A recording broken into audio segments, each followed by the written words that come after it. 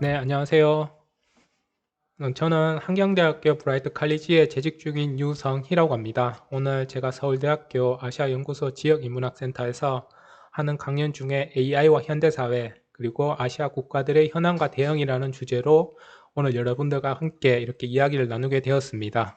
네, 우선 그 목차로서는 우선 한 5가지 꼭지로 한번 제가 나누어 보았습니다. 사실 이 AI와 현대사회라고 얘기하지만 사실 이 AI라는 기본적으로 이런 정보과학 기술 사회의 어떤 중요한 어떤 그 큰 주제의 어떤 하나의 어떤 하부 주제이기 때문에 사실은 이런 AI와 둘러싸고, 그리고 AI와 설명하기 이전에 이것보다 보다 큰 주제인 정보과학 기술 사회가 어떤 의미로 우리에게 다가오고 있는지에 대해서 간략하게 말씀드리고요. 그리고 이제 AI와 어떤 현대사회, 즉 AI가 만들어내는 어떤 사회적 변화가 우리에게 지금 다가오고 있는지에 대해서 말씀드리도록 하겠습니다. 다음으로서는 이제 AI 시대에 그러면은 어떤 아시아 국가들이 어떻게 대응하고 있는지, 그리고 한국을 포함해서 다양한 어떤 동아시아라든지 혹은 동남아시아 국가들이 어떻게 여기에 대해서 대응하고 있는지에 대해서 말씀드리고, 그리고 조금 더 다른, 보다 더 구체적으로 한국은 그렇다면 이제 AI 시대 때 어떻게 지금 준비를 하고 있는지에 대해서 말씀드리도록 하겠습니다. 그리고 사실 마지막 부분은 제가 한번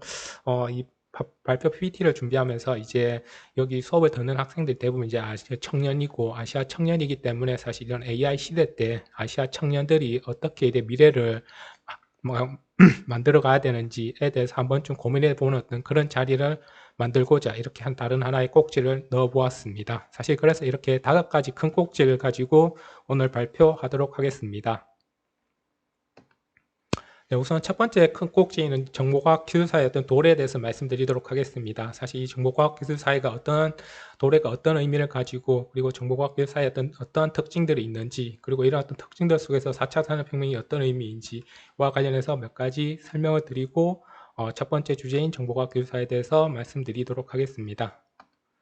일단 사실 정보과학기술 사회라는 것을 말씀드릴 때 사실 이거에 대해서 데피니션, 즉 정의를 내리기가 상당히 까다로울 수도 있는데 저는 개인적으로 이렇게 한번 좀 정의를 내려보면 어떨까라고 한번 생각해 보았습니다. 즉 다시 말해서 정보과학기술 사회라는 것은 어떤 고도화된 어떤 정보통신 인프라를 통해서 생성, 수집, 그리고 축적된 데이터와 인공지능, 즉 AI가 결합된 어떤 지능 정보 기술이 우리의 어떤 경제라든지 사회라든지 삶 등 모든 분야에 좀 다양하고 또 보편적으로 활용됨으로써 어떤 새로운 가치를 창출하는 사회가 아닐까라고 생각해 보았습니다. 그래서 사실 이렇게 데피니션을 한번 넣어 보았고요. 사실 이렇게 얘기하면 굉장히 좀 추상적일 수 있죠. 그래서 사실은 그렇다면 과연 이런 정보과학기술 사회가 어떤 특징을 가지고 있는지, 그죠? 정보과학기술 사회를 어떻게 우리가 좀 더 바라봐야 좀 더 쉽게 이해할 수 있는지를 조금 더 이렇게 쉽게 설명하기 위해서 한 3가지 꼭지를 제가 좀 더 구체적으로 나열해 보았습니다. 우선 정보과학기술 사회 속에서는 첫 번째로 좀 중요한 측면이 아마 이런 부분이 아닐까라고 생각하고 있는데요.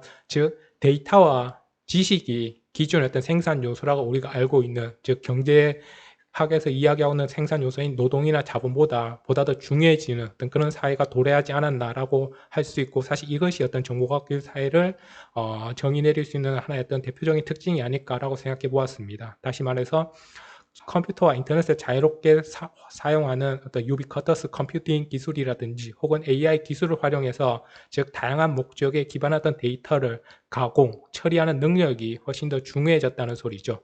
사실 이와 관련해서 하나의 어떤 예를 제가 들어보았는데, 사실 여기에서 보시면 아시겠지만 사실 이게 보시는 표는 전 세계 시총 그룹 탑 20입니다. 즉 이게 최근에 제가 2022년도 8월 19일 날 제가 찾아본 어떤 전 세계 기업 시총 탑 20인데, 사실 여기서 제가 이 빨간색으로 이렇게 표시를 해놓은 어떤 그런 기업들이 대부분 이렇게 데이터라든지 혹은 어떤 정보과학 기술을 활용해 가지고 엄청난 이익을 거두는 회사들이었습니다. 물론 여기에는 뭐 우리가 알듯이 이렇게 좀 뭐 상품을 이렇게 만들어서 제품을 파는 그런 어떤 회사들도 있지만, 사실 그것보다는 정보과학 기술을 활용한다든지 혹은 데이터를 가공하든지 혹은 이것을 이용해서 만드는 회사들이 굉장히 우리나라, 즉 우리나라뿐만 아니라 우리나라 밖에 있는 전 세계 어떤 글로벌 기업들 중에서도 굉장히 많은 어떤 시총에서 굉장히 높은 순위를 차지하고 있는 것, 그리고 다수가 여기에 포함되어 있는 것을 확인해 볼 수 있습니다.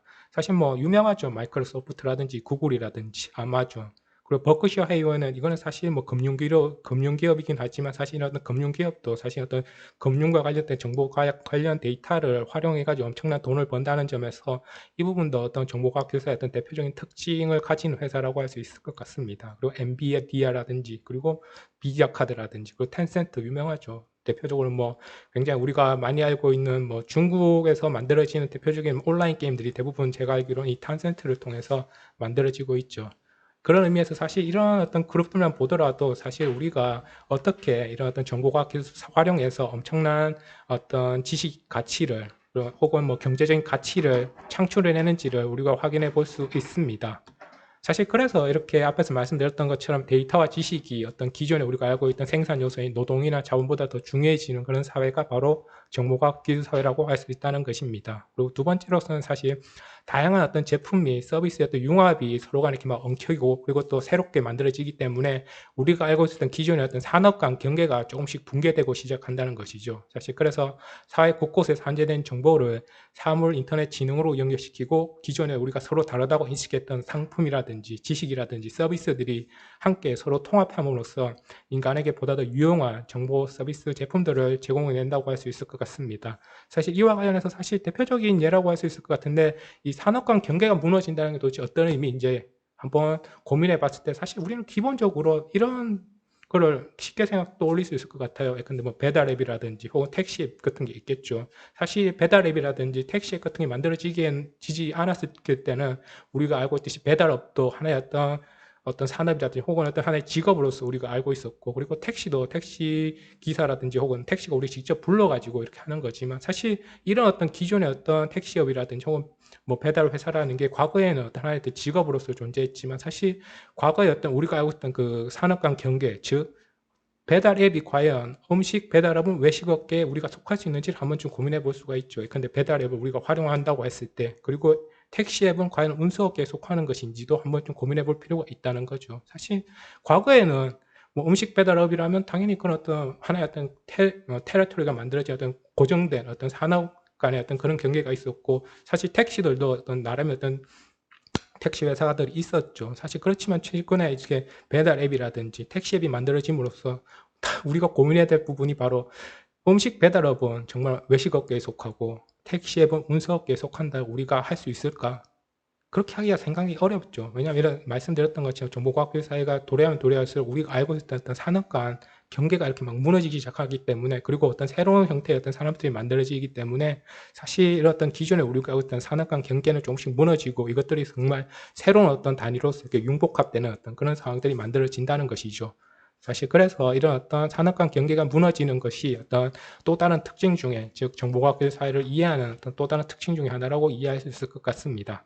그리고 마지막으로서 좀 이제 지능화된 기계를 통한 어떤 자동화가 그리고 인간 노동 전반에 영향을 끼치는 것이 또 다른 어떤 특징이라고 할 수 있을 것 같습니다. 즉 보다 인간과 유사하게 진화하고 있는 로봇이라든지 드론이라든지 이런 것들이 바로 인간 삶에 굉장히 깊숙하게 개입을 해서 우리들의 삶에 좀 전방위적으로 어떤 영향력을 행사하기 시작했다는 것입니다. 사실 이와 관련해서 여기를 보시면 사실 진화된 기기가 최근에 우리 일상 속으로 들어오는 어떤 여러 가지 예시를 우리도 확인할 수가 있죠. 대표적인 예로서 비욘드 허니컴이라는 우리나라에서 만들어진 어떤 음식 회사인데 사실 이걸 음식 회사라고 보기도 힘든 게 여기서 만들어지는 거는 AI 푸드 분자 센서를 이용해 가지고 분자 센서를 그 지능형 로봇에 탑재한 이후에 이거를 가지고 이 로봇이 직접 셰프가 아니라 즉 인간이 만들어낸 어떤 그 요리가 아니라 이 로봇 자체가 어떤 하나의 어떤 고급화된 음식을 만들어낸다는 것이죠. 즉 다시 말해서 고성능 AI가 탑재된 로봇이 정말 우리가 알고 있는 셰프 수준의 어떤 음식을 만들어내기도 한다는 것이죠. 사실 이런 어떤 지능화된 기기가 우리 일상으로 이제 들어오기 시작했다는 것이고 사실 일본만 가더라도 이제 일본 공공시설에 설치된 오른쪽에 보시는 그림처럼 일본 공공시설에 설치된 어떤 잔호 라면 조리 기계 같은 것들이 있죠. 그래서 사실 라면 조리 기계 넣고 이제 돈만 넣으면은 사실 여기서 이제 선택을 하면은 이 여기서 있는 기계에서 정말 이렇게 뭐 정말 맛있는 그 라면이 만들어져 가지고 우리에게 이렇게 자연스럽게 먹을 수 있는 소비자에게 바로 먹을 수 있게끔 하는 어떤 그런 기계들이 만들어지고 있죠. 사실 이런 측면에서 보다시피 어떤 지능화된 기계가 바로 우리 일상생활로 들어오는 것이 바로 어떤 정보과학 기술사의 또 다른 특징이라고 말씀드릴 수 있을 것 같습니다. 네, 사실 그래서 여기까지 말씀드리고 이제 정보과학 기술사의 어떤 특징에 대해서 제가 간략하게나마 말씀드렸는데, 그렇다면 이 정보과학 기술사의 어떤 몇 가지 어떤 분류가 있을 것 같은데, 근데 정보과학 기술사를 우리가 이해한다고 했을 때 어떤 특징들이 가지고 또 어떤 의미를 가지는지에 대해서 좀 더 구체적으로 우리가 얘기하자면 아마 몇 가지 이렇게 좀 카테고리별로 이렇게 묶어서 한번 좀 생각해 볼 수 있을 것 같습니다. 사실 뭐 정보과학 기술사의 어떤 대표적인 어떤 특징이라든지 혹은 어떤 우리가 그 도래, 즉 정보과학 기술사의 어떤 도래한다는 어떤 그런 어떤 의미를 가진다고 했을 때 대표적으로 우리가 생각해 볼 수 있는 것이 바로 AI, 즉 인공지능 시대의 어떤 도래라고 할 수 있을 것 같습니다. 사실 AI의 어떤 시대는 이미 우리의 어떤 일상생활에 많이 들어와 있죠. 사실 1인 가구의 어떤 대표적인 반려자로서 우리가 AI를 굉장히 많이 만들어내고 있는데, 뭐 아시다시피 오른쪽에 보시다시피 뭐 물론 저는 예, KT를 뭐 이렇게 뭐 응원한다든지 뭐 개인적으로 여기에 대해서 어떤 의미를 부여하는 건 아니지만, 사실 KT에서 만들어지고 있는 뭐 이런 어떤 AI 케어 로봇 같은 것들이 최근에 있죠. 사실 이런 것만 보더라도 사실 1인 가구의 어떤 반려자로서 AI가 어떻게 활용되고 있는지를 우리가 확인해 볼 수 있다라는 어떤 측면에서 하나의 어떤 예시를 가져온 것이니까, 저는 뭐 개인적으로 KT와는 아무런 관계가 없고, 네, 일단 이런 어떤 AI 어떤 케어 로봇 같은 것들을 보더라도 사실 1인 가구의 어떤 반려자로서 굉장히 중요한 의미를 가질 수 있다라는 것이죠. 그리고 AI가 만들어냈던 초현실적 가상현세라든지 혹은 자율주행 자동차 굉장히 최근에 많이 뜨고 있죠. 사실 아시겠지만 우리나라가 이제 굉장히 이제 자동차 수출국으로서 굉장히 여기에서 굉장히 좀 선도적인 어떤 입지를 구축하기 위해서 굉장히 많은 노력을 하고 있는데, 사실 이런 자율주행 자동차의 어떤 등장이 핵심적인 분야가 되는 것이 바로 AI가 어떻게 잘 작동되느냐와 관련이 있죠. 사실 이런 면에서 보더라도 이제 AI는 이제 우리 시대, 우리 삶에 이제 서서히 정말 어떤 하나의 어떤 자연스럽게 녹아드는 어떤 그런 어떤 형태로서 우리에게 다가올 것이라고 생각되어 수 있을 것 같습니다. 그리고 대표적으로 그 다음으로서 뭐 3D 프린팅으로 구현되는 세상도 있을 것 같죠. 뭐 건축을 대표적으로 예를 들자면 집이 대표적일 수 있고, 이 3D 프린팅으로 모든 것들이 지금 만들어지고 있는 상황이죠. 뭐 의료용품이라든지 혹은 뭐 영화용 캐릭터도 만들어지기도 하고, 사실 오른쪽에 보시면은 이게 3D 프린팅으로 구현한 집이 최근에 미국 뉴욕주에서 만들어지기도 하였습니다. 사실 저도 이 관련된 어떤 논의를 제가 뉴스나 그 신문을 통해서 확인했는데, 여기서 보이는 이 집이 뉴욕주에 있는 집인데 이게 10만 달러에 팔리기도 했다고 합니다. 사실 여기에 사는 사람들 입장을 이야기 들어보니까 사실 뭐 그 사람들 입장에서는 뭐 어느 정도 사는 거에 대해서는 큰 불편을 느끼지 못했다라고 어떤 말을 할 정도로 굉장히 3D 프린팅으로 구현된 집이 나름의 어떤 역할을 다 하고 있다라고 말할 수 있을 것 같습니다. 사실 이런 부분만 보더라도 굉장히 우리가 기존에 알고 있었던 뭐 전통적인 어떤 가옥이라든지 혹은 집과는 전혀 다른 형태의 어떤 그런 집들이 너무나 이렇게 뚝딱 이렇게 만들어질 수도 있다라는 것을 확인해 볼 수 있는 거죠. 그리고 다음으로서 아마 정보과학과 타원간의 어떤 융합 같은 것들이 자연스럽게 만들어질 수 있다고 할 수 있을 것 같은데, 사실 이런 어떤 정보과학 교수의 어떤 또 다른 특징이 바로 이런 부분이 아닐까라고 생각하고 있을 수 있을 것 같습니다. 대표적으로 뭐 예술이라든지 건축이 서로 이렇게 융합을 해가지고 온라인 전시가라든지 혹은 3D 설계, 즉 건축의 어떤 3D 설계를 하는 데 있어서도 정보과학 기술이 굉장히 밀접하게 들어 있어서 혹은 뭐 서로 간의 융합을 통해서 굉장히 서로 간의 어떤 정말 색다른, 그리고 정말 우리에게 보다 더 현실적으로 효율적인 어떤 그런 형태의 어떤 예술이라든지 건축이 만들어질 수 있다라는 것이죠. 그리고 뭐 대표적으로 또 다른 어떤 특징이라고 한다면 이제 실생활에 들어온 어떤 증강현실과 같은 부분이 있겠죠. 뭐 광고나 영화라든지 이런 부분에서 이 증강현실을 통해서 관심을 끄는 영상을 제작한다든지, 그리고 뭐 대표적으로 군대에서는 굉장히 이제 장병들의 어떤 상황 능력 인식을 향상시키기 위해서 이런 증강현실, 예컨대 뭐 이렇게 고글을 써가지고 거기에서 들어온 어떤 정보를 통해서 뭐 새로운 어떤 전장을 한번 좀 이렇게 새롭게 구상할 수 있고, 혹은 뭐 가상현실이지만 그럼에도 불구하고 거기서 만들어지는 어떤 그런 가상의 어떤 군대의 어떤 현실을 직접적으로 경험을 할 수 있다는 점에서, 간접적으로 경험할 수 있다는 점에서 사실 이런 부분들도 굉장히 유용하게 활용되고 있다는 점을 말씀드리고 싶습니다. 네, 그리고 뭐 이제 정보과학을 통해서 이제 스마트한 어떤 환경 관리 체계도 만들어질 수 있겠죠. 뭐 지능형 대기 오염 물질 관리 및 예측 시스템을 구축할 수도 있고, 또 환경 분야 빅데이터 플랫폼을 구축하기도 한다는 것이죠. 그리고 대표적으로 뭐 빅데이터의 어떤 등장이 대표적인 예시라고도 할 수 있겠죠. 사실 이런 빅데이터는 굉장히 수많은 어떤 데이터들이 이렇게 집적을 통해서 만들어진 어떤 거대한 어떤 데이터를 통해 가지고 우리가 기존에 알고 있던 서로 다른 어떤 흐름, 우리가 기존에 몰랐던 새로운 어떤 정보통신의 어떤 흐름이라든지 혹은 사회의 어떤 흐름 혹은 사회경제의 어떤 흐름이라든지, 그리고 어떤 그런 어떤 상황들을 우리가 현재의 상황에서 확인해 볼 수 있고, 또 한편으로는 미래도 예측해 볼 수 있는 사실 어떤 그런 의미에서 이 빅데이터가 굉장히 유용하게 활용되기도 한다는 점이죠. 그래서 사실 과거에 2008년도 때 이미 미국 대통령 선거를 앞두고 또 이런 어떤 빅데이터를 활용해 가지고 어떤 후보가 훨씬 더 유리한지 혹은 불리한지를 확인해 볼 수도 있었고요. 그리고 아시겠지만 구글이나 페이스북에서 어떤 맞춤형 광고도 우리가 알고 있는 어떤 빅데이터를 통해서 많이 만들어지기도 하죠. 여러분들 많이 유튜브 같은 거 많이 보시죠. 사실 유튜브 같은 거 봤을 때 우리가 근데 음식 관련된 유튜브를 보면은 혹은 뭐 그런 컨텐츠를 보면은 이와 관련된 광고들이 자연스럽게 나오죠. 사실 이런 것만 보더라도 우리가 보는 그런 어떤 여러 가지 수많은 어떤 데이터들이 축적돼 가지고 이런 어떤 데이터를 맞춰 가지고 우리가 보는 어떤 그런 컨텐츠에 맞춰서 어떤 광고 또한 맞춤형으로 자연스럽게 나타나는 것도 이런 어떤 빅데이터를 활용하는 대표적인 예시라고 할 수 있을 것 같습니다. 네, 그 다음에 이제 사물 인터넷의 어떤 활용도 굉장히 최근에 많이 이야기가 되고 있죠. 사실 뭐 사물 인터넷이라고 해서 뭐 이렇게 막 되게 어려운 그런 것이 아니고요. 사실 사물 인터넷이랑 사실 뭐 인터넷 즉 무선 통신망을 통해서 우리가 기존에 알고 있었던 어떤 여러 가지 어떤 사물들 간의 어떤 연결을 시켜주는 어떤 그런 것이라고 할 수 있거든요. 그래서 사실 뭐 각종 사물이나 어떤 센서를 통해서 통신 기능을 장착해서 이제 인터넷으로 연결시켜주는 기술이 대표적으로 뭐 사물 인터넷이라고 할 수 있는데 뭐 여러 가지 예시를 우리가 확인해 볼 수 있죠. 근데 뭐 도어락은 문 앞에 가지 않아도 원격으로 문을 열어주고 누가 집에 들어왔는지 실시간에 알려주기도 하고요. 그리고 전용 플러그는 낭비 전략, 그리고 대기 전력을 알아서 관리해서 누진세 및 전기세를 줄여주기도 하고요. 그래서 사실 이런 어떤 스마트홈이라고 최근에 이용되고 있던 이런 어떤 논의도 결과적으로 이런 사물 인터넷을 활용해서 얼마만큼 어떤 우리 삶에 보다 더 편리하게끔 생활을 보다 더 쉽게 혹은 우리의 삶을 보다 더 편리하게 만들어주느냐를 가지고 이런 어떤 사물 인터넷을 활용하기도 한다는 것입니다. 사실 여기까지가 이제 정보과학 교사의 어떤 대표적인 특징들 가운데 몇 가지를 제가 들어보았는데요.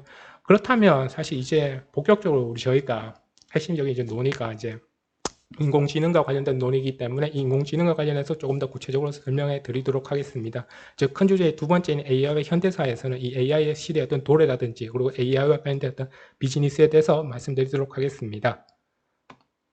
사실 이 AI의 어떤 도래라는 것은 다시 말해서 인공지능 시대의 어떤 도래라고도 할 수 있는데요. 사실 인공지능에 대한 도래라는 것은 결과적으로 우리가 알고 있는 수많은 어떤 다양한 일상생활에도 확인해 볼 수 있는 것들도 있는데, 물론 최근에 너무 많이 이렇게 논의되고 있는 것이 뭐 이제 과거 이제 몇 년 전 일이죠. 뭐 세계 최강의 바둑 기사였던 이세돌 구단을 꺾은 알파고가 있었는데, 사실 이런 알파고는 어떻게 보면 인공지능의 어떤 시작에 불과할 수도 있다는 거죠. 그래서 사실 뭐 AI 관련돼서 지금 어디까지 진행되었는지를 제가 이렇게 예시로 한번 들어보았는데, 사실 저희가 그렇게 시간이 많지 않은 관계로 이 동영상을 보지 않고 넘어가도록 하겠습니다. 대신 관련해가지고 이 AI가 지금 어디까지 나아가고 있고 그리고 얼마만큼 다양한 분야에서 활용되고 있는지를 확인해 보시려면 아마 제가 이 소개시켜드린 이 유튜브 영상을 보시면 훨씬 더 쉽게 이해할 수 있을 것이라고 생각됩니다.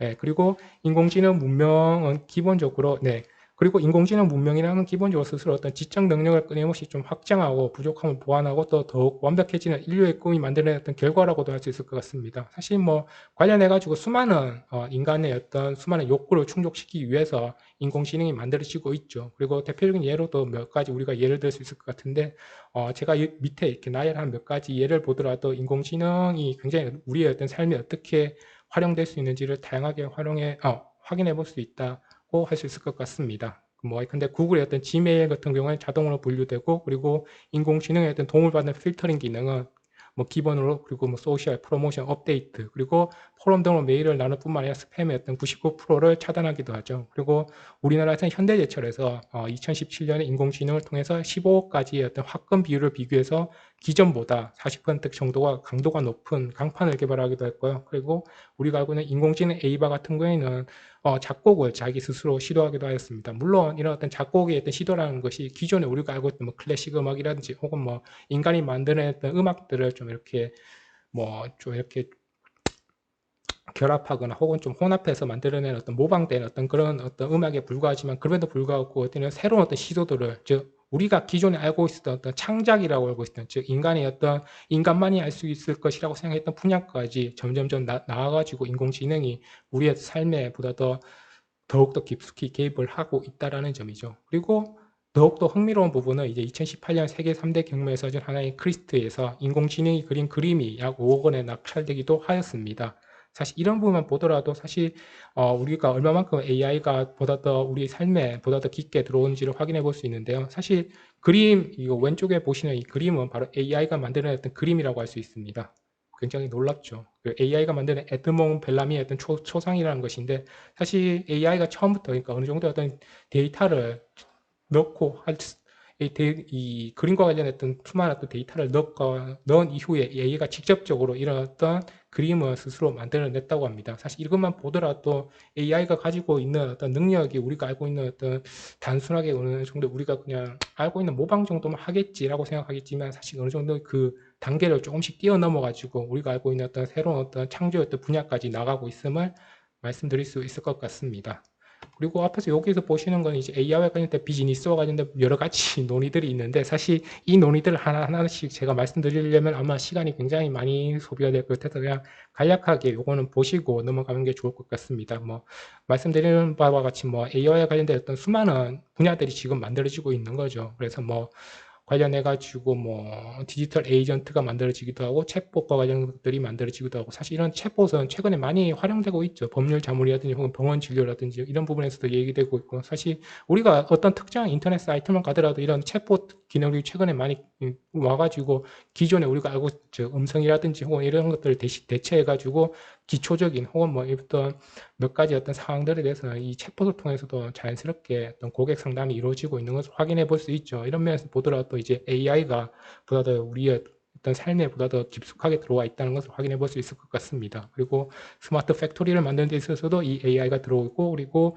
기계학습을 통해서도 뭐 금융 투자를 통해서, 즉 다시 말해서 우리가 돈을 투자하는 데 있어서도, 즉 금융에 어떤 투자를 하는 데 있어서도 AI가 기존에 알고 있었던 알고리즘, 뭐 금융과 관련된 어떤 투자 알고리즘을 자기 스스로 만들어내 가지고 우리에게 어드바이스를 해준다는 것든지, 사실 이런 것들도 지금 최근에 만들어지고 있죠. 그리고 대표적으로 우리가 다시 한번 말씀드리자면 뭐 자율주행차 같은 것들도 있죠. 사실 이 자율주행차 같은 경우는 이제 뭐 5단계로 일반적으로 나눠지고 있는데, 완전 주행 자동차가 되면은 사실 인간의 어떤 운전 능력은 정말 의미가 없을 정도로 그런 어떤 시대가 올 수도 있을 것 같습니다. 사실 그런 의미에서 5단계인 어떤 자율주행 자동차의 어떤 시대가 도래하면은, 앨런 머스크가 얘기했던 것처럼 사실 앨런 머스크가 5단계 자율주행 자동차가 만들어지는 그 시대가 온다면은 이렇게 얘기한 바 있죠. 인간이 운전대를 잡는 게 오히려 불법이 되는 그런 날이 올 것이다.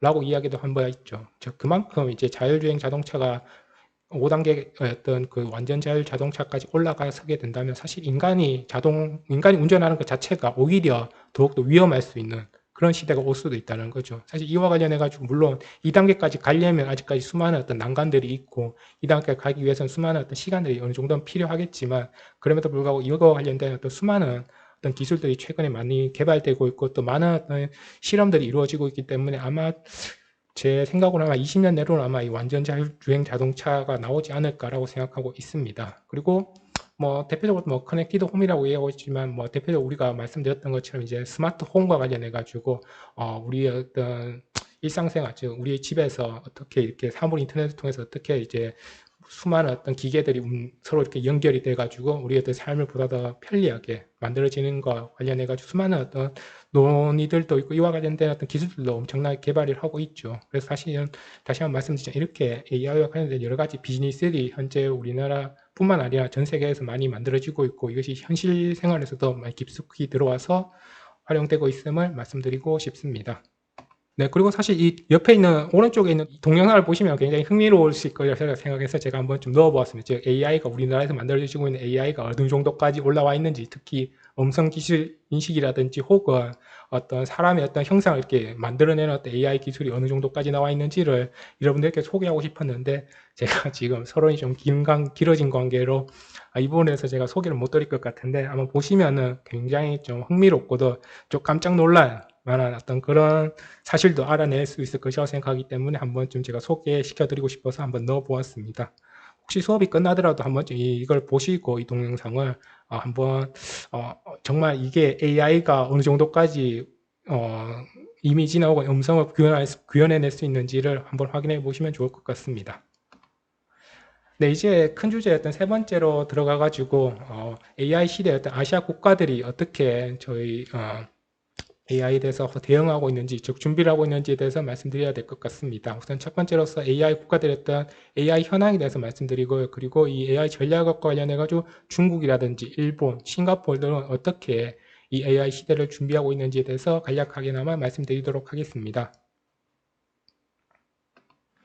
네, 우선 아시아는 굉장히 AI 시대에 바르게 이렇게 발맞춰 가지고 준비를 하고 있는 국가라고 할 수 있을 것 같습니다. 그리고 AI와 관련해서 연구 및 개발 분야에 있어서 글로벌 리더로서 중국이라든지 싱가포르라든지 일본 등은 이미 거론이 되고 있고요. 사실 여기서 아직까지 한국이 조금 이렇게 많이 이야기되고 있지 않은 부분이 안타까운 현실이지만 사실 이 한국을 제외하더라도 굉장히 많은 아시아 국가들이 이 AI 시대에 있어서 굉장히 많은 어떤 엄청난 어떤 인프라를 투자하고 있고 또 엄청난 그 기술을 개발하기 위해서 엄청난 노력을 하고 있다는 점을 말씀드리고 싶습니다. 그리고 아시아 국가들은 AI에 관련된 국가적인 어떤 지원 정책과 범정부 차원의 태스크포스를 구성해 가지고 굉장히 어떤 범국가적인 어떤 차원에서 어떤 이런 비즈니스를 만들어내려고 하고 있다는 점을 다시 한번 말씀드리고 싶습니다. 그리고 세계 지적재산기구의 보고서에 따르면 일본과 미국 기업이 죄송합니다. 이게 오타가 났네요. 미국 기업이 가장 많은 AI 관련된 특허를 지금 보유하고 있기도 하고 그리고 중국 같은 경우에는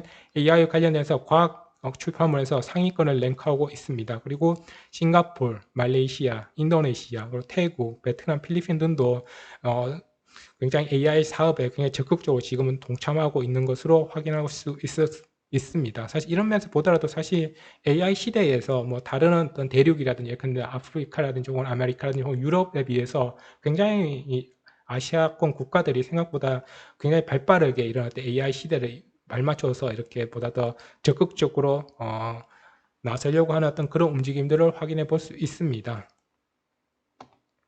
사실 이거는 관련해가지고 제가 하나의 어떤 데이터를 뽑아본 것인데, 아시아 태평양 인공지능 시장의 어떤 규모를 보시면 아시겠지만, 이 아시아 태평양 지역에서 인공지능 AI 시장은 굉장히 앞으로도 향후 지속적으로 지금까지도 굉장히 늘어나고 있는 추세이고, 앞으로도 지속적으로 늘어날 어떤 추세를 나아가고 있습니다. 사실 이런 것만 보더라도 아시아라든지 혹은 아시아 국가라든지 그리고 아시아 태평양 지역에서의 어떤 인공지능에 대한 시장 또한 굉장히 앞으로도 무궁무진하게 커질 것이라고 예측이 지금 되고 있는 상황입니다.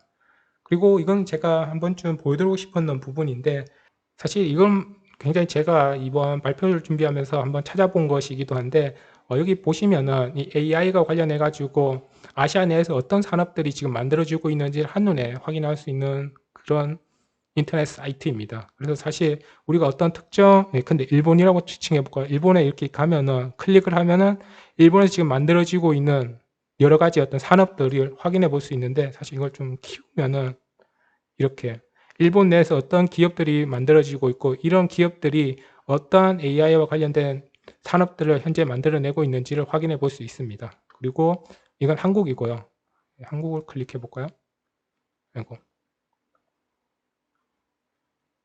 예, 한국어 이렇게 보시면은 지금 이게 작게 보여가지고 이렇게 보이는데 사실 이런 어떤 수많은 기업들이 다양한 형태에서 지금 나름의 어떤 AI와 관련된 어떤 산업들을 만들어내고 있음을 확인해 볼 수 있습니다. 그래서 사실 이 사이트를 제가 하나의 어떤 이렇게 예시를 한번 들어보았는데 사실 이 사이트 예시만 보더라도 우리가 얼마만큼 지금 아시아 국가들이 굉장히 나름의 어떤 AI와 관련된 선도적인 어떤 산업들을 이끌고 있는지를 확인해 볼 수 있습니다.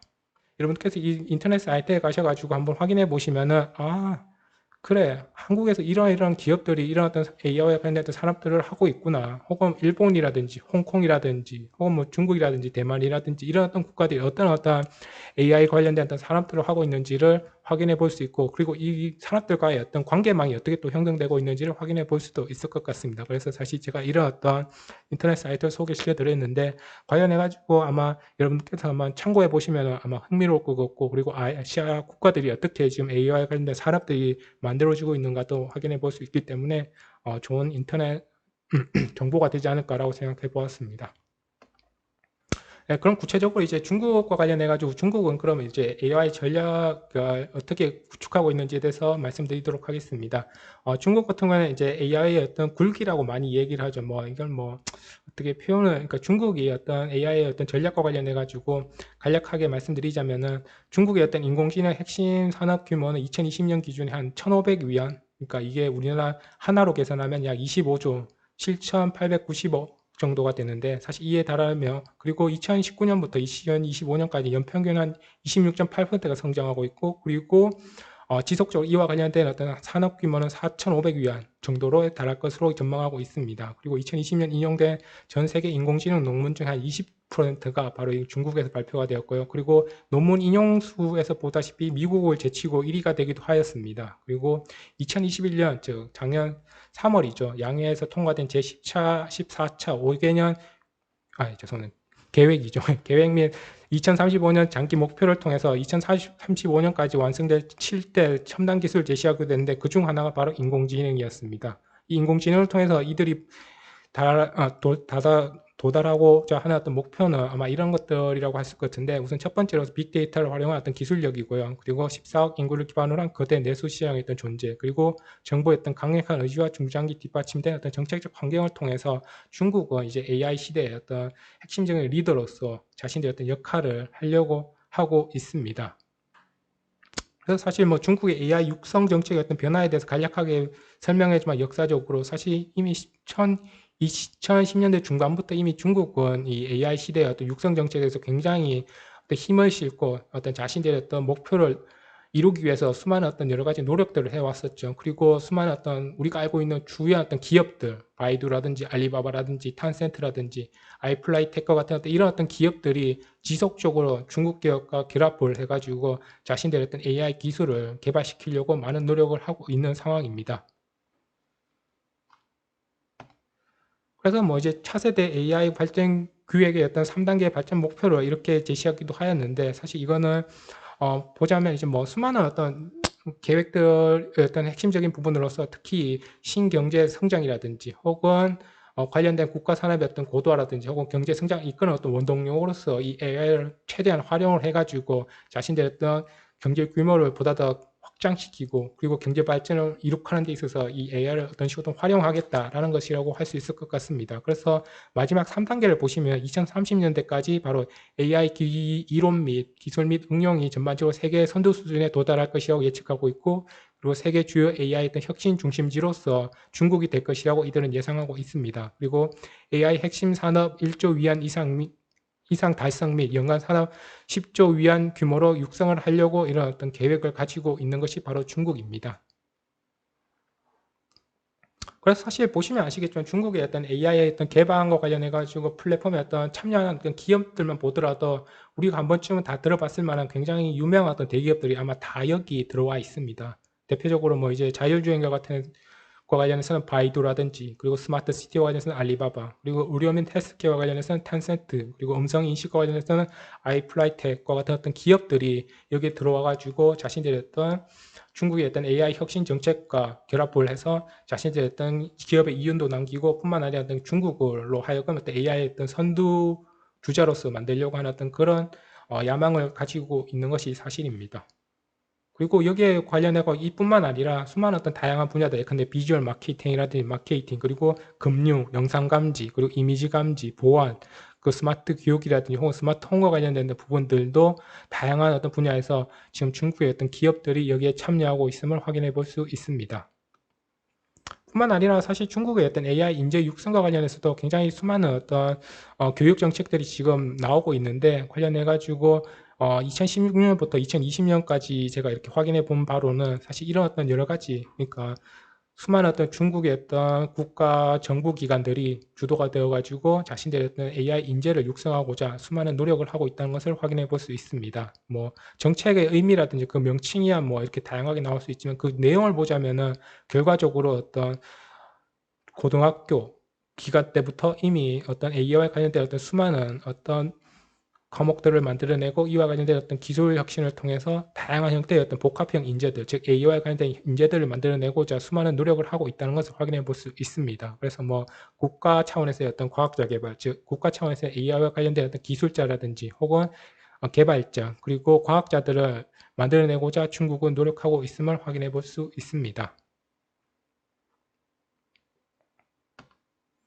네, 그래서 사실 이런 부분만 보더라도 사실 이제 2019년부터 2025년까지 중국 AI 산업 규모를 왼쪽에 보시면 표에서 확인해 볼 수 있듯이 어떤 핵심 산업 규모는 지속적으로 증가하고 있음을 확인해 볼 수 있습니다. 즉, 연간 산업 규모뿐만 아니라 어떤 핵심 산업, 즉 AI와 관련된 핵심 산업의 어떤 규모도 커질 뿐만 아니라 이 AI와 관련된 연간 산업의 규모 또한 지속적으로 증가할 상황이기 때문에 중국의 어떤 AI와 관련된 어떤 산업은 아마 지속적으로 증가할 어떤 그런 상황에 놓여 있을 것 같습니다. 그래서 사실 중국 같은 경우는 이제 미국이라든지 혹은 유럽연합과 관련해서 AI 역량 평가 비교 결과를 작년에 발표한 바 있는데 이와 관련해서 보시면 아시겠지만 미국과 관련해 가지고 근데 뭐 미국과 뭐 대표적으로 미국과 지금 많은 경쟁 구도를 만들어지고 있기 때문에 사실 지정학적으로 그리고 지경학적으로 미국과 굉장히 좀 G2라고 이야기되는 어떤 이런 미국과 중국 사이에서 어떤 기술 경쟁이 지금 일어나고 있는데요. 사실 이런 부분만 보더라도 AI와 관련된 부분만 보더라도 사실 어떤 부분에서는 물론 미국이 어느 정도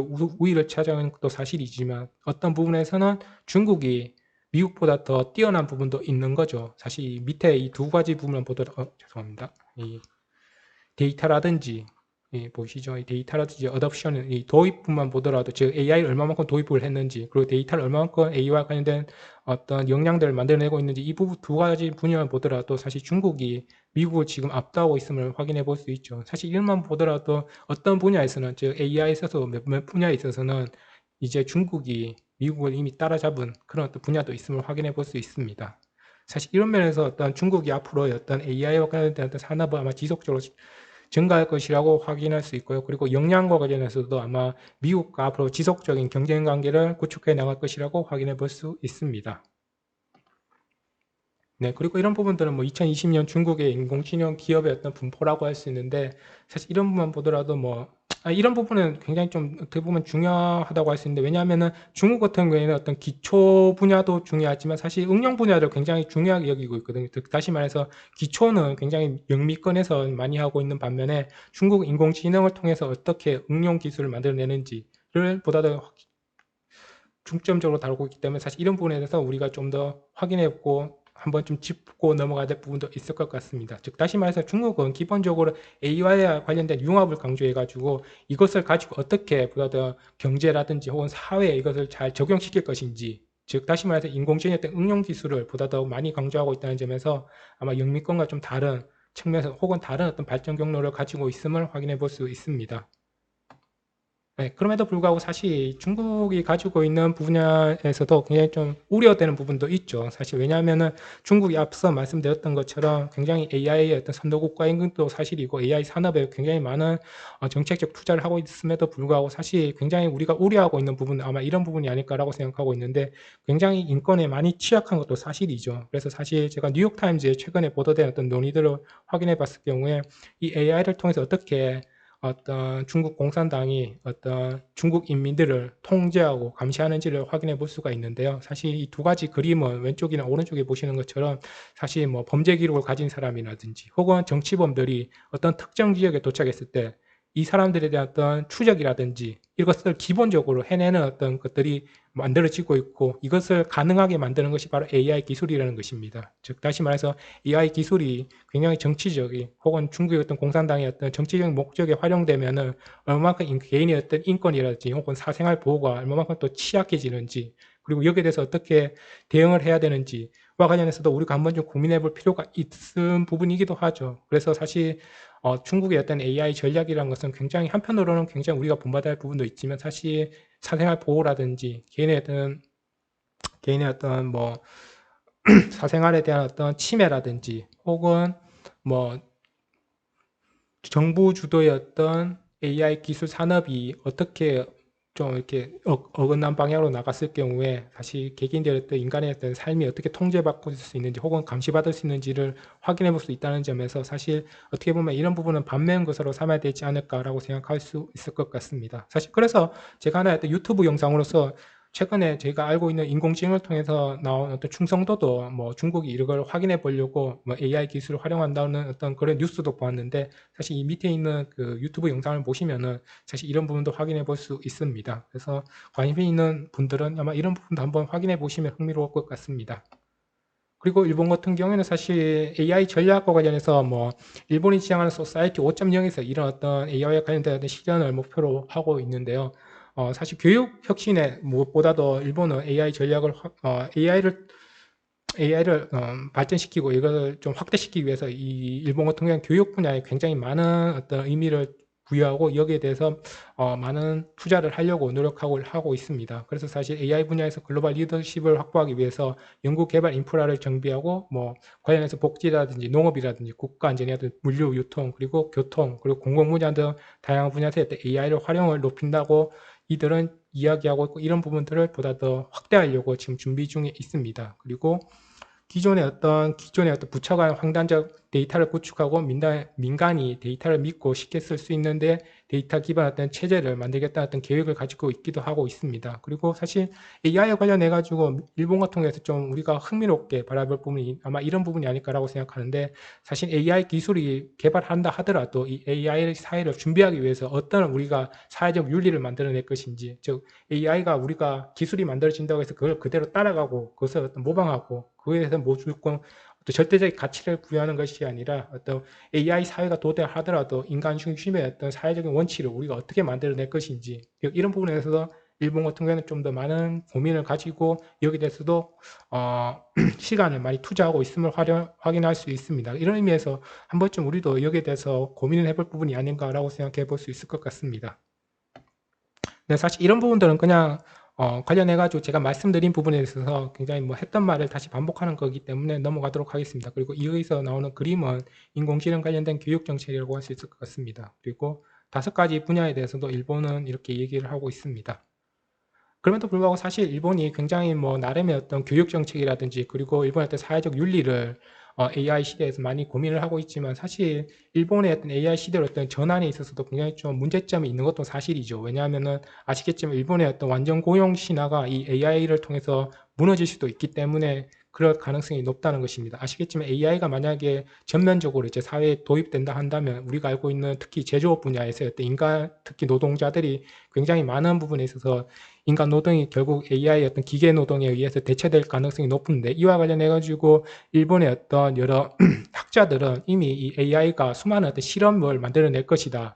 와 관련해 가지고 이런 어떤 책들도 이미 낸 바 있고요. 관련해 가지고 일본의 어떤 왕정 고용 신호가 결과적으로 이 AI 때문에 무너질 것이다라고 예측하기도 하고 있습니다. 그리고 아시겠지만 일본 같은 경우에는 굉장히 AI를 지향한다 하더라도 굉장히 폐쇄적인 연계망에 의존하기 때문에 즉 다시 말해 닫혀진 체계 속에서 협업을 강조하는 아날로그 중심의 어떤 그런 시스템을 기본적으로 경제 시스템을 도입하고 있기 때문에 이와 관련해서 과연 일본이 정말 자신들이 생각하는 이 AI의 어떤 개방된 어떤 그런 시스템을 정말 그대로 정말 전면적으로 도입을 할 것인지와 관련해서도 굉장히 의문을 제기하는 전문가들도 있습니다. 그래서 사실 일본이 AI 시대에 도래한다 하더라도 굉장히 좀 특수한 분야 혹은 뭐 몇몇 지역 혹은 몇몇 분야에만 이게 아마 적용되지 아마 모든 분야라든지 혹은 사회, 문화 혹은 뭐 정치, 뭐 경제 분야 전면에 이 AI를 넣어가지고 새로운 어떤 개방 사회로 나아갈 것이다 라는 것에 대해서는 좀 의문을 제기하는 학자들도 있습니다. 그래서 사실 이런 부분에 있어서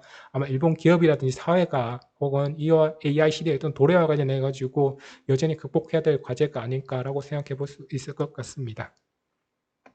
그리고 이제 싱가포르이 있는데요. 사실 싱가포르는 굉장히 아시겠지만 이제 도시국가 체제로서 굉장히 이런 어떤 AI 전략에 굉장히 많은 노력을 하고 있는 국가이기도 합니다. 관련해가지고 싱가포르는 최근에 RIE 2025라고 해가지고 관련된 어떤 3가지 핵심 분야를 선정하고 이와 관련해가지고 핵심적인 어떤 AI 관련된 투자를 그리고 이와 관련된 어떤 정책을 발표한 바 있는데 여기에서는 이제 한 4가지 정도 즉 제조, 무역 및 연결성, 그리고 인간의 어떤 헬스 및 잠재적 능력, 그리고 도시 솔루션 및 지속 가능성, 그리고 스마트 국가 및 디지털 경제 부분에 있어서 AI가 아마도 보다 더 혁신적으로 활용될 수 있을 것이라고 이야기하고 있습니다. 그래서 뭐 싱가포르의 어떤 5가지 핵심적인 AI 전략으로서는 인텔리전트 플라이트 플래닝이라고 해서 화물 운송의 어떤 최적화를 통한 어떤 생산성을 개선을 하고 그리고 seamless and efficient beneficial service라고 해가지고 신속하고 신뢰와 어떤 시기 적절한 어떤 시정 서비스를 제공하기도 하고 그리고 세 번째로서는 이제 뭐 chronic disease and prediction and management라고 해가지고 뭐 만성 질병이라든지 혹은 합병증의 어떤 효과적인 방지와 관리, 즉 다시 말해서 어떤 의료 분야에 있어서 이런 AI를 활용해가지고 보다 더 싱가포르 시민들에게 보다 더 나은 어떤 관련된 서비스를 제공을 하려고 한다는 것입니다. 그리고 네 번째로서는 이제 personalized education through the adapted learning and assessment라고 할 수 있는데, 학습 장애가 있는 특히 이런 교육 분야에 어떤 AI를 활용해 가지고 보다 더 기존에 뒤처진 사람이 있거나든지 혹은 학습 장애가 있는 사람들에게 보다 더 새로운 어떤 그런 혹은 뭐 보다 나은 어떤 교육 서비스를 제공하고자 이런 어떤 AI를 활용하고자 한다는 것입니다. 그리고 마지막으로서 border clearance operation이라고 할 수 있는데, 즉 국경 보안과 관련해 가지고 혹은 뭐 여행객 출입 체험과 관련해 가지고 이런 부분을 좀 개선하기 위해서 AI를 활용할 수도 있다라고 이야기하고 있고, 이런 어떤 5가지 어떤 전략을 싱가포르는 5가지 어떤 핵심 전략으로서 지금 생각하고 있음을 말씀드릴 수 있을 것 같습니다.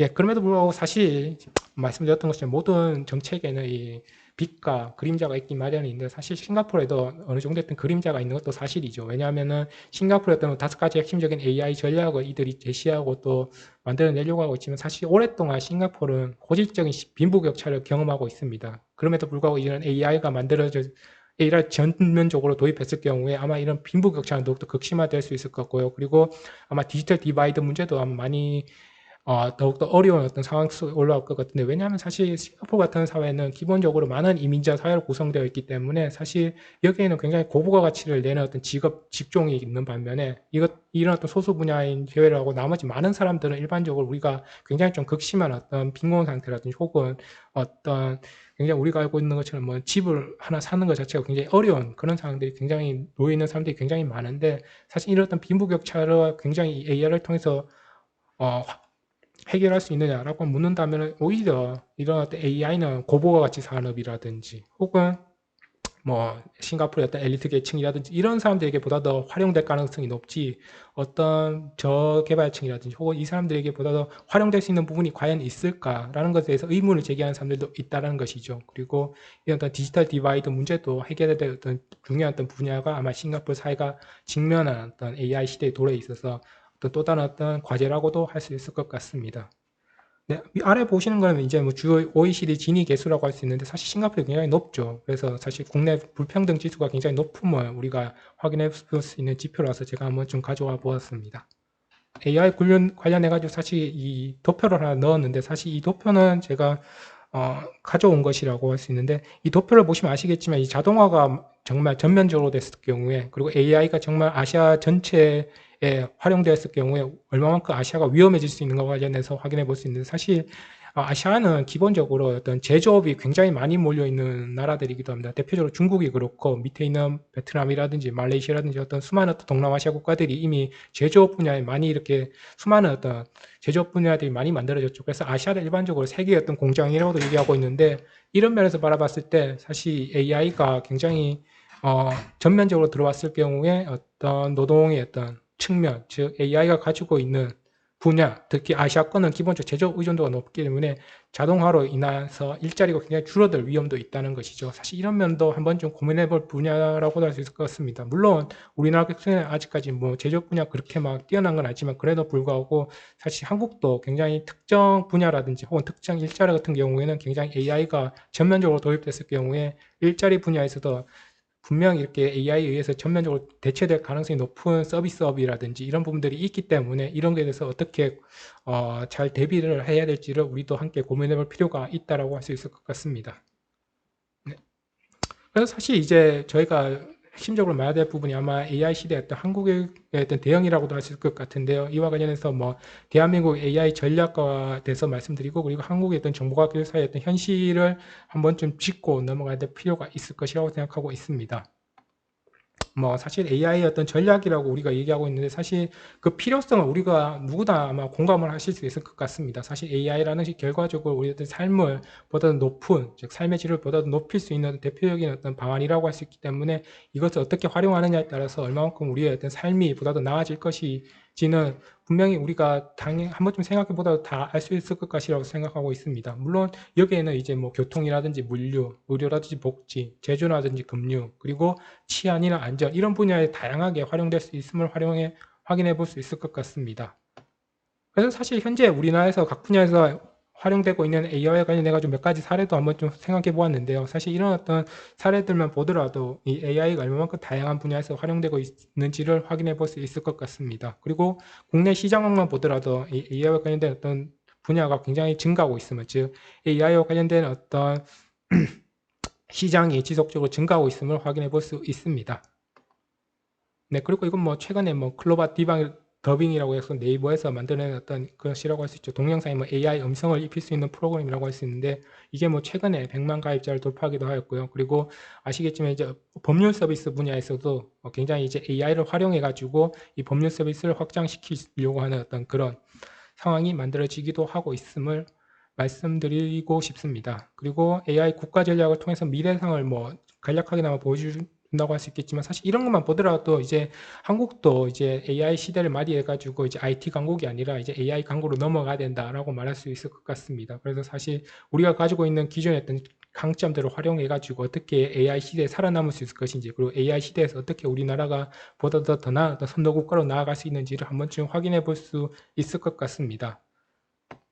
그래서 사실 이거는 뭐 제가 정부 정책을 그냥 그대로 따온 것인데, 보시면 아시겠지만 수많은 어떤 국가 정부기관 쪽에서 다양한 형태의 어떤 지금 AI 인프라를 구축하기 위해서 혹은 AI 기술력 경쟁력을 확보하기 위해서 다양한 어떤 노력을 하고 있음을 볼 수 있습니다.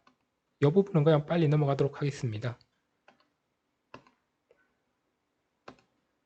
네, 그래서 사실 이 부분이 아마 저희가 좀 고민을 해봐야 될 부분이 아닐까라고 생각하고 있는데, 사실 한국정보과학기술사의 어떤 현실을 우리가 좀 한번 좀 들여다볼 필요가 있다고 할 수 있을 것 같습니다. 우선 첫 번째로서 기술 경제적 측면에서 아마 4차 산업혁명에서 어떤 한국 비즈니스 생태계를 확인해 볼 수 있어야 될 것 같은데요. 사실 모든 디지털 분야 제품들이 네트워크로 연계됨에 따라서, 사실 이런 어떤 네트워크로 연계됨에 따라서 사실 전사적인 어떤 비즈니스 형태가 만들어질 수밖에 없거든요. 그래서 사실 IT 기업들의 플랫폼 생태계는 어떤 면에서 보면 독과점 형태로 나갈 가능성이 크죠. 사실 아시겠지만 최근에 대표적인 예로 이제 그러니까 지난주 주말에 나타났던 카카오톡과 같은 것들이 대표적으로 어떤 독과점의 형태로 나왔죠, 사실. 그래서 사실 어떤 플랫폼 생태계는 기본적으로 한국 같은 경우에는 이런 독과점 형태로 나갈 가능성이 높고, 앞으로도 그렇게 될 가능성이 높습니다. 그래서 사실 사물 인터넷을 기반으로 홈 네트워크 시장 또한 사실 이런 분야 이렇게 독과점 형태로 나갈 가능성이 높은데, 이럴 경우에 이제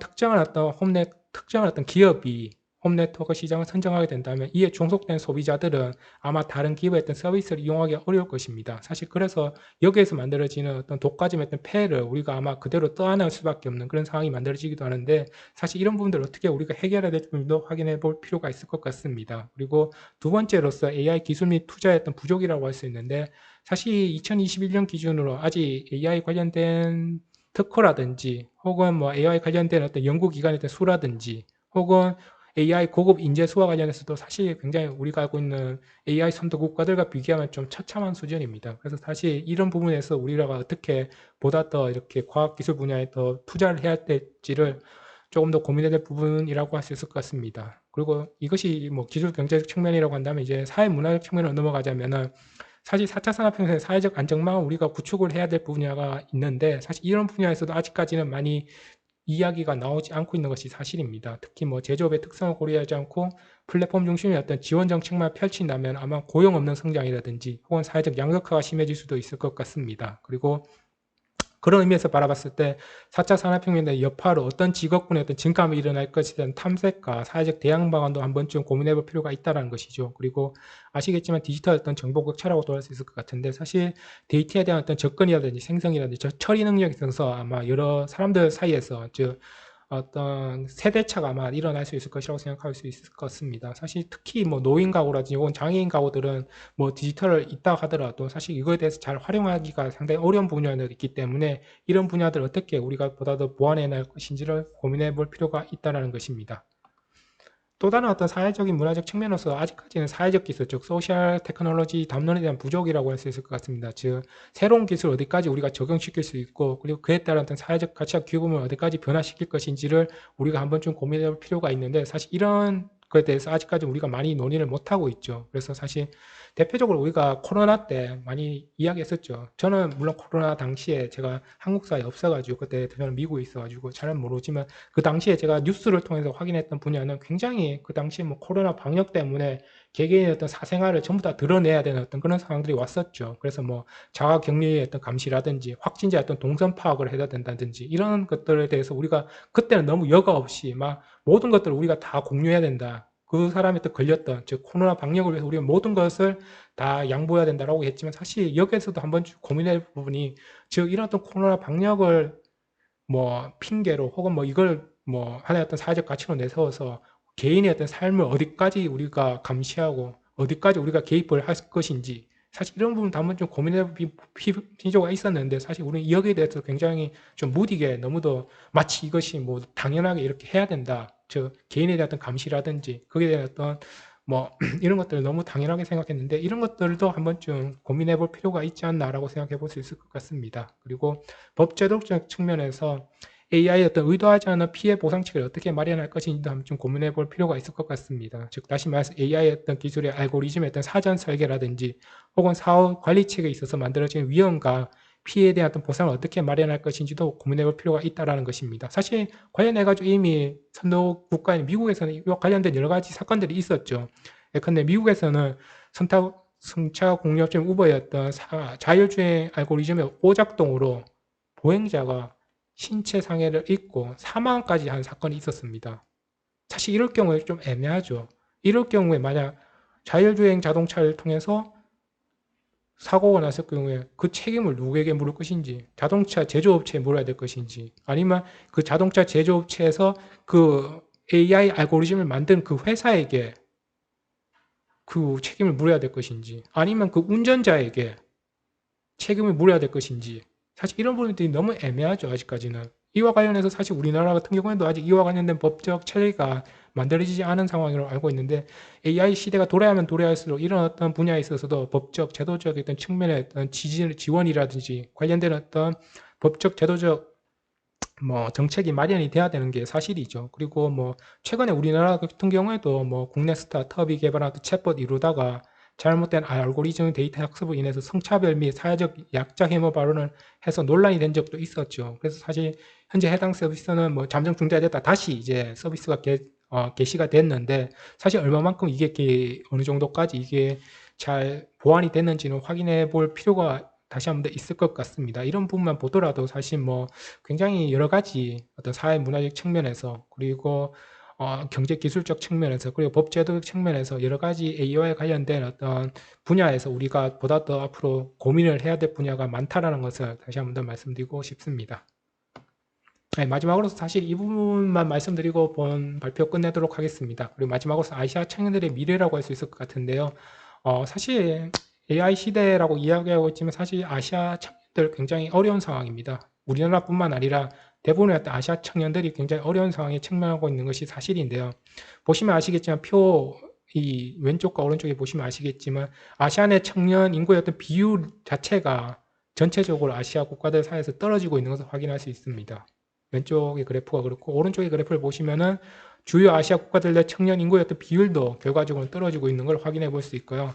사실 이게 좀 더 어떻게 보면 좀 안타까운 좀 부분이라고 할 수 있을 것 같은데 사실 아시아 지역 내 청년 실업률도 어떻게 보면 조금씩 증가하고 있는 것이 사실입니다. 뭐 몇 국가들 예컨대 중앙아시아 같은 국가들은 굉장히 떨어졌다가 최근에 다시 실업률이 높아지고 있는 것이 사실인데 사실 몇몇 지역들만 빼면 몇몇 국가들만 제외하면 2015년 이후로는 기본적으로 청년 실업률이 지속적으로 아시아 지역 내에서 증가하고 있는 것이 사실입니다. 즉 아시아 청년들이 이 AI 시대에 있어서 굉장히 어려운 것이 사실이라는 것을 확인해 볼 수 있는데요.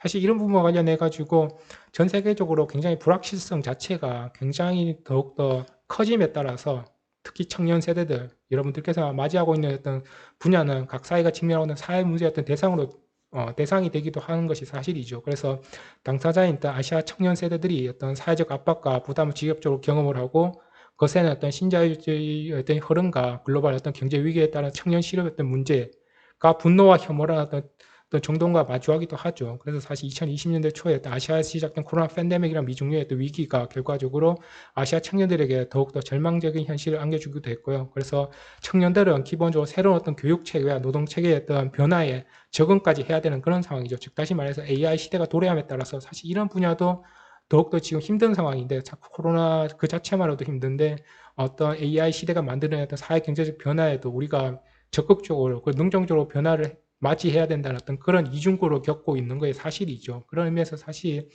AI 시대가 우리 아시아 청년들에게 던질 수 있는 메시지가 과연 무엇일까라는 것도 한번 좀 고민해 볼 필요가 있다고 생각해 보았습니다.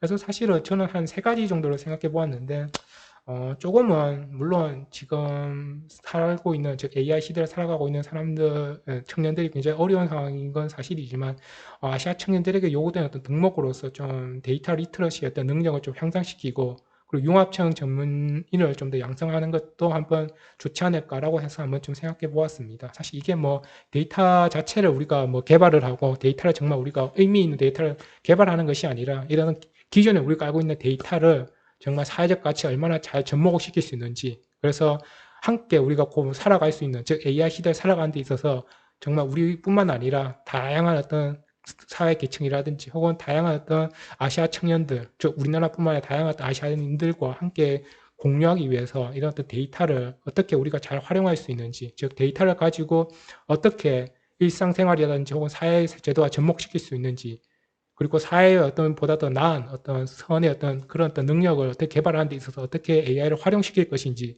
한번 좀 고민해 볼 필요가 있다는 것입니다. 그래서 데이터 리터러시의 어떤 능력도 한번 좀 고민해 볼 필요가 있지 않나라고 생각해 보았습니다. 그리고 뭐 사회적인 커뮤니케이션의 방법을 익히고 이런 것도 좀 함양하는 부분도 필요하다고 개인적으로 생각해 보았습니다.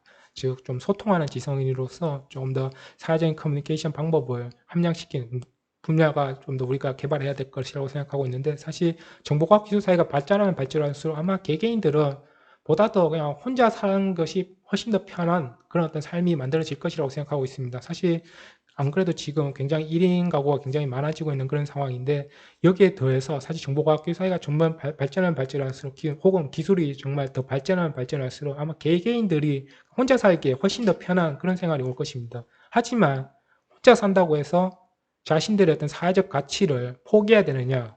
저는 그렇게는 생각하지 않습니다. 오히려 정보학기 사회가 발전하면 발전할수록 개개인들이 소외를 당하지 않고 어떻게 자기 자신의 어떤 가치를 실현시키고 그리고 어떻게 사회와 더불어 살아갈 수 있는지를 한 번쯤 고민해 볼 필요가 있다고 저는 생각하고 있습니다. 그래서 사실 정보과학기술 사회가 도래하면 도래할수록 4차 산업혁명이 오면 올수록 AI 시대가 오면 더욱더 오면 올수록 사실 우리는 보다 더 지속적인 어떤 사회 과정을 통해서 그리고 어떤 우리의 어떤 사회적인 커뮤니케이션을 개발해 볼 필요가 있다고 저는 개인적으로 생각하고 있습니다. 이런 면에서 더더욱 어떤 사회적인 커뮤니케이션을 어떻게 활용할 것인지를 조금 더 고민해 볼 필요가 있다고 생각해 보았습니다. 그리고 두 번째로서는 사실 문제 해결형 그리고 긍정적인 마인드를 학습시키는 게 굉장히 저는 개인적으로 중요하다고 생각하는데 사실 AI가 발전되면 발전될수록 사실 우리는 AI에게 더욱더 의존해 갈 수밖에 없고 그런 면에서 우리가 기존에 알고 있었던 어떤 인간에 대한 어떤 의미라든지 인간에 대한 어떤 가치라든지 인간이 가지고 있는 철학적 의미라든지 사실 이런 부분들을 잃어버릴 가능성이 굉장히 많은데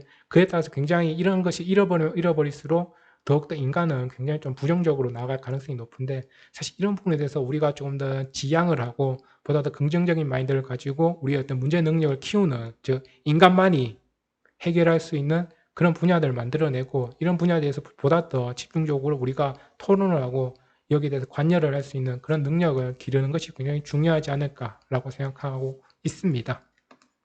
네, 그리고 마지막으로서 이제 AI 시대의 어떤 윤리와 사회적 가치를 함께 고려해 볼 필요가 있다고 생각해 보았습니다. 그리고 이와 관련해서 뭐 기술 결정주의라든지 혹은 AI 시대의 어떤 과 관련해 가지고 청년들이 어떻게 여기에 대해서 대응을 할 것인가 도 한번 좀 고민을 해볼 필요가 있다고 생각을 하고요. 그리고 보다 더 한국적인 AI 시스템을 개발해야 되지 않을까라고 생각해 보았습니다. 물론 AI 시스템이라는 것이 일반적으로 뭐 정보과학 기술의 어떤 발전에 기초하는 것인 사실이지만 그럼에도 불구하고 사실 우리 사회가 가지고 있는 사회적인 문제를 해결하는 데 있어서 혹은 우리 사회가 직면하고 있는 사회 문제적인 혹은 사회 윤리적인 문제들을 해결하는 데 있어서 이런 어떤 AI 시스템을 보다 더 선택하고 여기에 보다 더 집중을 한다면 어떤 한국적인 AI 시스템이 만들어지지 않을까라고 생각해 보았습니다.